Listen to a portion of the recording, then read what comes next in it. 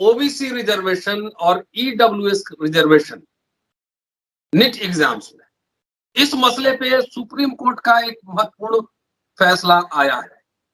सार संक्षेप में मैंने एक वीडियो बनाया है जो आप देख रहे होंगे, लेकिन इस मसले पर कानूनविद क्या कहते हैं, एडवोकेट्स क्या कहते हैं, क्या है मसला, ये बात करने के लिए हमारे साथ एडवोकेट धर्मेंद्र सिंह कुशवाहा मौजूद है।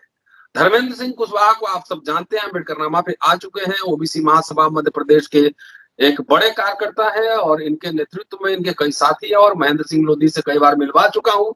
इनके नेतृत्व में ओबीसी आंदोलन मध्य प्रदेश में बहुत ही तेज रफ्तार से बढ़ रहा है। मैंने धर्मेंद्र से आग्रह किया था कि आप पहले ऑर्डर पढ़ लें, पढ़ने के बाद उसमें क्या तकनीकी मसला है इसके बारे में हमें और अम्बेडकरनामा के दोस्तों को बताएं, और इस पे आगे क्या रणनीति होगी कि लगातार आपने 2 तारीख को भी आंदोलन किया था भोपाल में, जो कि पुलिस ने, उस दिन मैंने आपको कई बार फोन लगाया लेकिन आपसे संपर्क नहीं हो पाया था।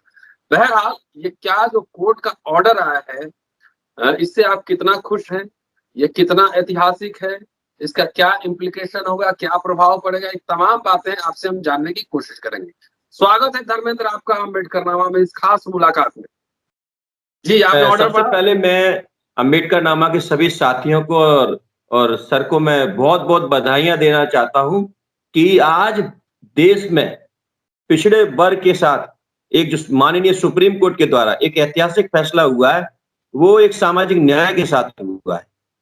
जिस प्रकार से मंडल के टाइम पर हम लोग मंडल कमीशन के टाइम पे 27% आरक्षण हुआ, उसके बाद आज जो फैसला आया वो सारे ओबीसी महासभा और ओबीसी वर्ग के साथ एक सामाजिक न्याय हुआ। उसमें जो पिटीशन थी WP 976 2021 में जो पिटीशन थी, उसमें ओबीसी रिजर्वेशन जो हमारे पीजी जो मेडिकल कोर्स है उसमें जो पोस्ट मेडिकल कोर्स है उस पर 27% आरक्षण की व्यवस्था नहीं थी, लेकिन सरकार के द्वारा और जो आज तक के इतिहास में इस पोस्ट के लिए 27% आरक्षण नहीं था। और एक इतिहास में इसलिए बताना चाहता हूं कि इस निर्णय में 27% आरक्षण आज दिनांक तक पीजी कोर्स में कभी रिजर्वेशन नहीं था। उसको देखते हुए एक इतिहास में पहला इतिहास हुआ है कि जो लगातार पिछड़े वर्ग के साथ जो 50% की बाध्यता थी वो इस जजमेंट से खत्म हो गई।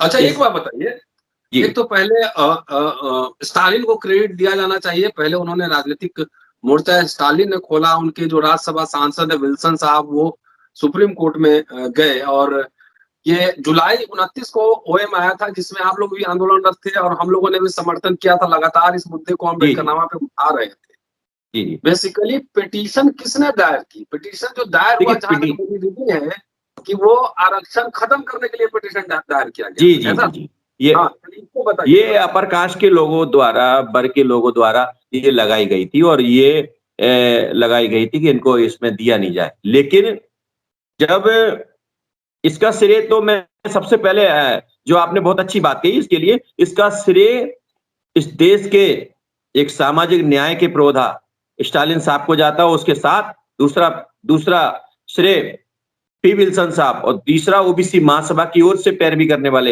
एडवोकेट वरुण ठाकुर को भी जाता है इसके, क्योंकि उन पी विल्सन सर और जीएम वरुण ठाकुर ओबीसी महासभा की ओर से पैरवी किए इंटरव्यू लगाकर, और उसमें अपने तत्वों को रखते हुए और वो तत्वों को देखते हुए माननीय सुप्रीम कोर्ट के द्वारा हमारा एक ओबीसी के साथ एक सामाजिक न्याय का फैसला आया। क्या आपको लगता है कि जो आंदोलन लगातार हो रहे हैं या सोशल मीडिया पे जिस तरह से दबाव बन रहा है, हम लोग इस मुद्दे को लगातार उठाते रहे, बोलते रहे हैं, ये सोशल कॉन्शसनेस चेतना जो बढ़ रही है वो भी एक जरूरी पहलू है इसमें? जी, आज ये बात सही है सर कि सोशल मीडिया पे जिस प्रकार से हमारे पिछड़े वर्ग के SC भाई है, ST भाई है, जिस प्रकार से अपने हक अधिकारों की लड़ाई उस सोशल मीडिया के माध्यम से लड़ रहे हैं, उसका श्रेय भी उन लोगों को जाता है। लेकिन मैं लगातार देख रहा हूं, अभी जैसे आज सुबह ये फैसला आया, लगातार जिस प्रकार से जो गोदी मीडिया है, जो ब्राह्मणवादी मीडिया है, आज उनका चरित्र दिखने को क्लियर दिखाई दे रहा है।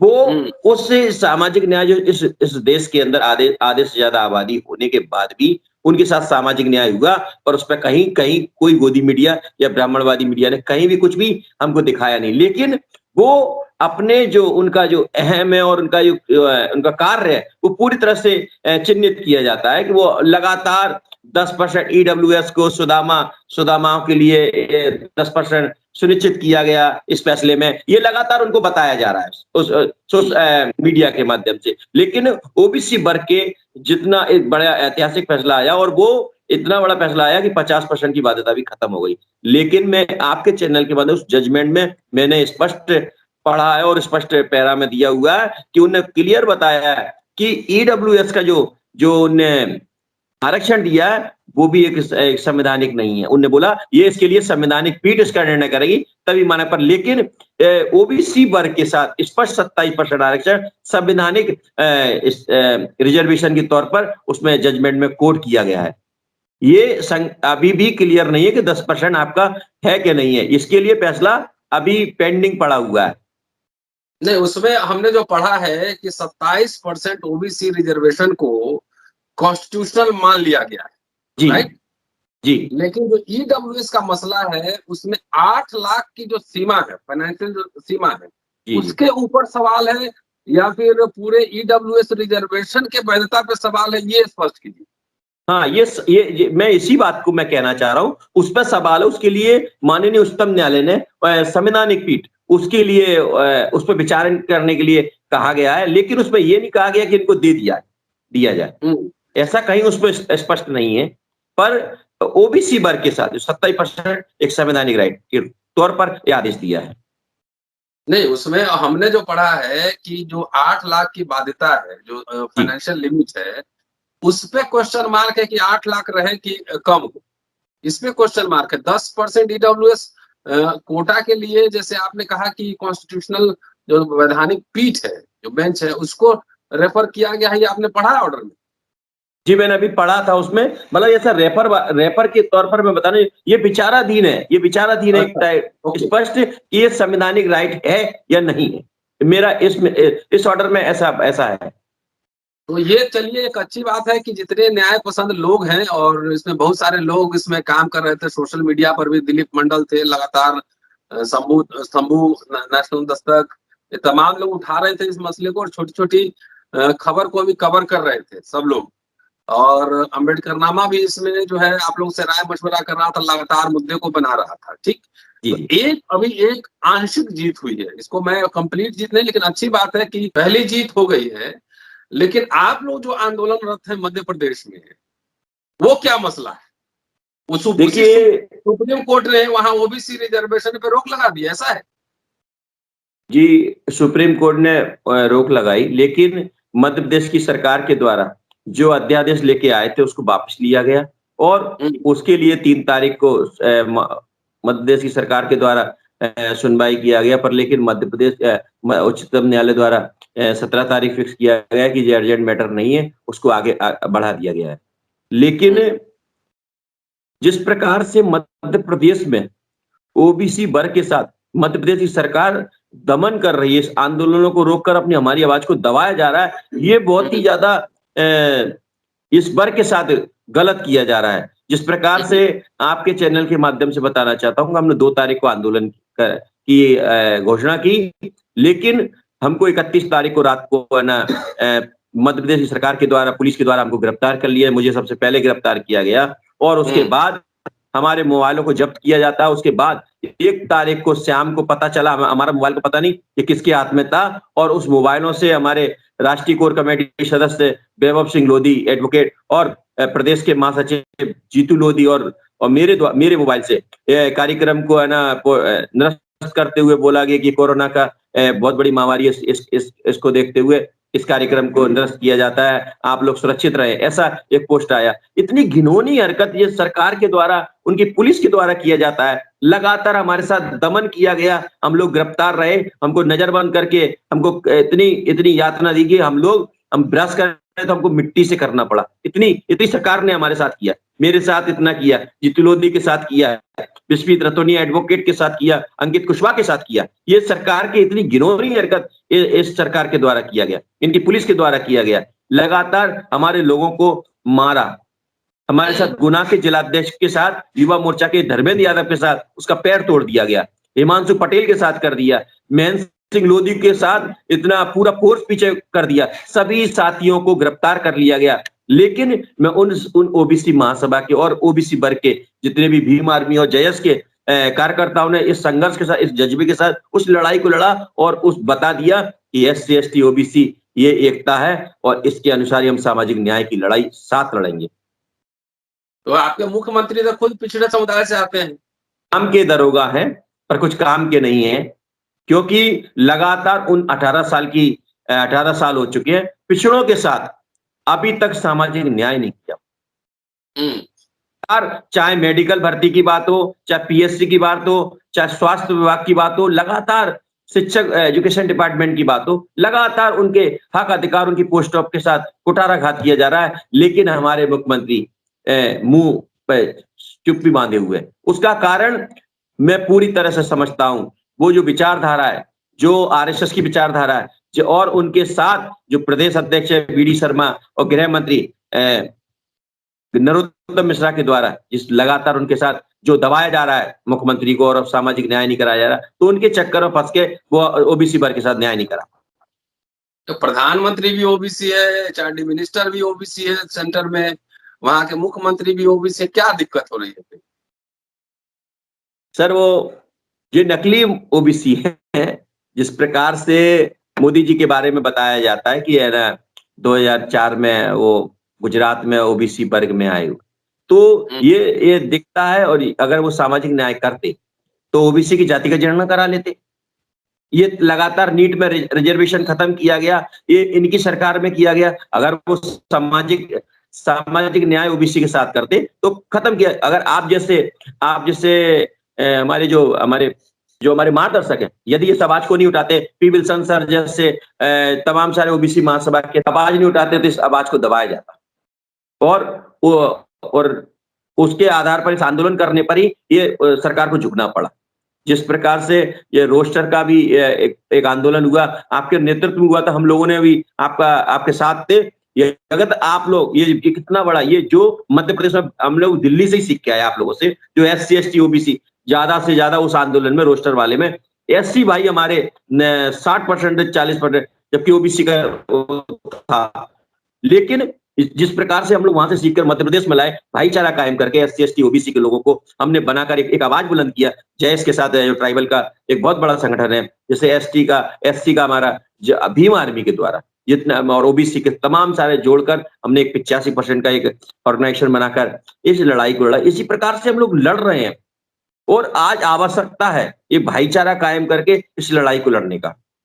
ये ऐतिहासिक, इसमें सभी OBC अभी सुप्रीम कोर्ट से जी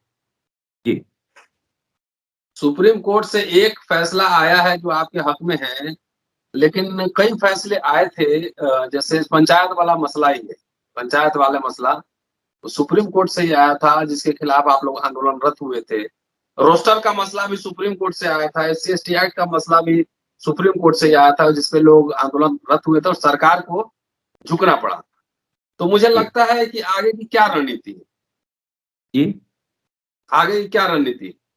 आगे की रणनीति हम लोगों ने ग्राम पंचायत से संगठन को तैयार करते हुए एक राष्ट्रव्यापी आंदोलन की तैयारी, हम जो जिस प्रकार से सबसे बड़ी समस्या, चाहे न्याय प्रणाली की बात हो, चाहे हमारे स्टेट वाइज जो परेशानियां आ रही हैं, ये केवल एक जातिगत जनगणना और इम्प्लीमेंट डाटा के कारण आ रही है। उसकी हम लोग लगातार उसी मुद्दे को लेकर हम राष्ट्रव्यापी एक आंदोलन दिल्ली में खड़ा करने वाले हैं। उसमें हम सभी SC ST OBC भाइयों के साथ, सहयोग के साथ हम लोग एक आंदोलन उसकी तैयारी कर रहे हैं, क्योंकि बिना आंदोलन के ये सरकार झुकने वाली नहीं है, लगातार हमारे साथ कुठाराघात कर रही है। तो शिवराज सिंह चौहान नकली OBC? जी, शिवराज सिंह चौहान नकली OBC है, ये कह रहे हैं? शिवराज जी OBC हैं, लेकिन उनके होते हुए भी OBC वर्ग के साथ सामाजिक, राजनीतिक और शैक्षणिक न्याय नहीं हो पा रहा है। ये दुर्भाग्य है ऐसे मुख्यमंत्री का। तो कई लोग कह रहे हैं कि आप राजनीति कर रहे हो वहां पे। देखिए, जो लोग इस टाइप की बातें करते हैं, ओबीसी महासभा एक गैर राजनीतिक संगठन है और उसके एक-एक कार्यकर्ता एक समर्पित भाव होकर कार्य कर रहे हैं सामाजिक न्याय दिलाने के लिए। और जो लोग बोलते हैं वो कहीं न कहीं वो लोग खुद राजनीतिक उस पे कर रहे हैं, क्योंकि उनकी ज़मीन खिसकती जा रही है। चाहे वो कांग्रेस हो, चाहे तमाम सारी पार्टियाँ भाजपा हो, तमाम सारी पार्टियाँ हो, उन लोगों को पता चलता है कि आज जो विपक्ष के रूप में जो कार्य कर रहा है, चाहे दमन के लिए हो, चाहे हक अधिकार की बात हो, उसमें ओबीसी महासभा मध्य प्रदेश में खड़ा है। तो इसके कारण वो कहीं न कहीं इस आंदोलन को रोकने के लिए कहीं वो हम पे एलिगेशन तीसरे विकल्प की बात करने लगते हैं, कहीं भाजपा की दूसरी बी टीम के रूप में बताने लगते हैं, कहीं वो कांग्रेस की बी टीम के रूप में बताने लगते हैं। कहीं न कहीं उनके अंदर डर है। इसके कारण वो एक राजनीतिक इसको रोकने के लिए लोगों के भोले वाले लोगों को बताने के लिए कि ये लोग ना एक केवल राजनीति कर रहे हैं। अच्छा, मान लीजिए कि आपके ओबीसी महासभा के जितने लीडर्स हैं, 5 आदमी को अगर लोकसभा का टिकट मिल जाए आने वाले चुनाव में, तब क्या कीजिएगा? सर, ये टिकट की लड़ाई नहीं है, ये सामाजिक न्याय की लड़ाई है। अगर 51% हमारी मध्य प्रदेश में आबादी है, तो हमें उसके हिसाब से अगर हमको सामाजिक न्याय में राजनीतिक हिस्सेदारी भी देते हैं या सामाजिक एक हिस्सेदारी, राजनीतिक हिस्सेदारी से ही हमारा काम नहीं चलेगा। सामाजिक, राजनीतिक और शैक्षणिक जो हमारी आर्थिक अगर तब तक नहीं मिलेगा, तब तक हमारा उससे कोई मतलब नहीं। 5 टिकटों से इस समाज का भला नहीं होने वाला। नहीं, अगर ऑफर हो जाए तब क्या कीजिएगा, ये कह रहा हूँ। भला होने वाला नहीं होने नहीं, का बाद ओबीसी में महासभा का कोई स्टैंड, कोई राजनीतिक करना नहीं है। वो ऑफर होगा अच्छा। तो भी नहीं लेंगे हम लोग, ऑफर हुआ तो भी नहीं लेंगे। तो भी नहीं लेंगे हम। ये बात हुई ना, क्लियर कट स्टैंड रखना चाहिए कि अगर लोकसभा में ओबीसी महासभा को 5 टिकट ऑफर हो जाए तो लेंगे कि नहीं लेंगे, ये बात। नहीं लेंगे। तो ये रिकॉर्ड पे रहेगा, तो जिस समय लेंगे तो उस समय ये वीडियो हम निकाल लेंगे फिर। जी जरूर जी। जी सर, जी सर।